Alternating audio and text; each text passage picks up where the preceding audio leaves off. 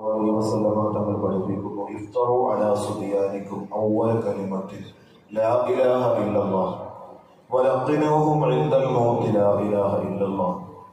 നിങ്ങൾ ആദ്യമായിട്ട് നിങ്ങളുടെ കുട്ടികളെ നിങ്ങൾ പഠിപ്പിക്കേണ്ടത് ഇഫ്തറു അലാ സുബിയാനിക്കും, നിങ്ങളുടെ കുഞ്ഞു മക്കൾക്ക് നിങ്ങൾ ആരംഭിക്കേണ്ടത് അവ്വല കലിമത്തിൻ ലാ ഇലാഹ ഇല്ലല്ലാഹ്. ലാ ഇലാഹ ഇല്ലല്ലാഹ് എന്ന പരിശുദ്ധമായ വചനം, അല്ലാഹുവിന്റെ തൗഹീദിന്റെ മന്ത്രം, ആ തൗഹീദിന്റെ വചനമാണ് നിങ്ങളുടെ മക്കളെ ആദ്യമായിട്ട് നിങ്ങൾ പഠിപ്പിക്കേണ്ടത്. ഇന്ന് നമ്മൾ പ്രസവിച്ച ഒരു കുഞ്ഞ് വീടിന് ഏകദേശം അവന് പ്ലേ സ്കൂളിലോ അല്ലെങ്കിൽ പ്രൈമറിയിലോ ഒക്കെ ആക്കുന്ന സമയം മുതൽ നമ്മൾ പരിശീലിപ്പിക്കുന്ന ധാരാളം വാക്കുകളുണ്ടാകും. അവരെങ്ങനെയെങ്കിലും നല്ലൊരു വിദ്യാഭ്യാസം നൽകണമെന്ന ചിന്താഗതിയോടുകൂടി മുലപ്പാല് കൊടുക്കുന്ന സമയം മുതൽ നമ്മുടെ കുഞ്ഞിന് വേണ്ടി പരിശ്രമിക്കും. അവരെ കൊടുക്കുന്ന വാക്കുകളും ഇല്ലാത്ത വാക്കുകളും, A for apple, B for bat എന്നൊക്കെ നമ്മൾ പഠിപ്പിക്കും. അതിനോടൊപ്പം നമ്മൾ അതിനാദ്യമായിട്ട് നമ്മൾ പ്രാധാന്യം കൊടുക്കേണ്ടത് എ ഫോർ അല്ലാഹ്, ബി ഫോർ ബിസ്മി.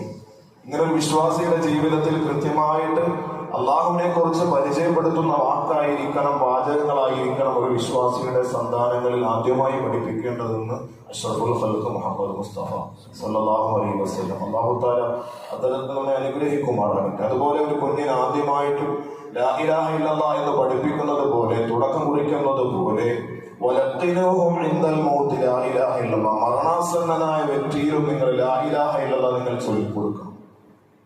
ഇങ്ങനെ മരണാസന്നനായ വ്യക്തിയിൽ നമ്മൾ സാധാരണ നമ്മുടെ നാട്ടിലേക്ക് കണ്ടുകിടക്കുന്ന ഒരു പ്രവണത എന്ന് പറയുന്നത്, ആ മരണാസന്നായി കിടക്കുന്ന രോഗിയുടെ ബോധം നഷ്ടപ്പെട്ട് അദ്ദേഹത്തിന് ഈ ദുനിയാവുമായിട്ട് ഒരു ബന്ധവുമില്ല, ദുനിയാവുമായിട്ട് ഒരു ബന്ധവും ഇല്ലാതെ കിടക്കുന്ന സാഹചര്യത്തിൽ നമ്മൾ ചുറ്റും കൂടിയിട്ട് ഉപ്പാപ്പ ചൊല്ലി ഉപ്പാപ്പ ലാ ഇലാഹ ഇല്ലല്ലാഹ്, ചൊല്ലി ഉമ്മാമ ലാ ഇലാഹ ഇല്ലല്ലാഹ്. ഇതാണ് നമ്മൾ സാധാരണ രീതിയിൽ നമ്മുടെ നാടുകളിലൊക്കെ കാണുന്നത്. എല്ലാവരും കൂടി മരണത്തിന് വേണ്ടി കിടക്കുന്ന അല്ലെങ്കിൽ മരണാസനായി കിടക്കുന്ന ബോധം നഷ്ടപ്പെട്ടു പോയ പിന്നെ ആളിന്റെ അടുത്ത് നമ്മൾ എല്ലാവരും കൂടി ചുറ്റിയിട്ട് ഇങ്ങനെ നിർബന്ധിക്കുക, ഉപ്പാ ചൊല്ലി ഉമ്മ ചൊല്ലി ഇങ്ങനെ ചൊല്ലി. യഥാർത്ഥത്തിൽ എന്ത് പാടില്ല?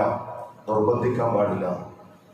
ചൊല്ലി ഉപ്പാപ്പാന്നോ ചൊല്ലി ഉമ്മാന്നോ പറയാൻ പാടില്ല. പിന്നെന്ത് പറയണം? നമ്മൾ അടുത്തിരുന്ന് ലാ ഇലാഹ ഇല്ലല്ലാഹ് ചൊല്ലിക്കൊടുക്കുക മാത്രമേ ചെയ്യാവൂ.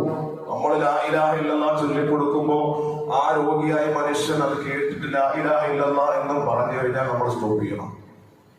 ഇനി അദ്ദേഹം ആ ലാ ഇലാഹ ഇല്ലല്ലാഹ് പറഞ്ഞതിന് ശേഷം വീണ്ടും അദ്ദേഹത്തിന് എന്തെങ്കിലും വെള്ളം വേണമെന്നോ മറ്റെന്തെങ്കിലും ഒക്കെ സംസാരം വീണ്ടും ആ രോഗി നടത്തി കഴിഞ്ഞാൽ വീണ്ടും നാം എന്ത് ചെയ്യണം? ലാ ഇലാഹ ഇല്ലല്ലാഹ് പറഞ്ഞു കൊടുക്കണം. വീണ്ടും ആ രോഗി ലാ ഇലാഹ ഇല്ലല്ലാഹ് എന്ന് സ്വന്തം നാവ് കൊണ്ട് പറഞ്ഞു കഴിഞ്ഞാൽ നമ്മൾ സ്റ്റോപ്പ് ചെയ്യണം. ഇങ്ങനെയാണ് നമ്മൾ ചെയ്യേണ്ടത്. പക്ഷേ ഇത് ചെയ്യേണ്ടത് ബോധം നഷ്ടപ്പെട്ടതിന് ശേഷമല്ല. ആ മരണാസന്നായി കിടക്കുന്ന വ്യക്തിക്ക്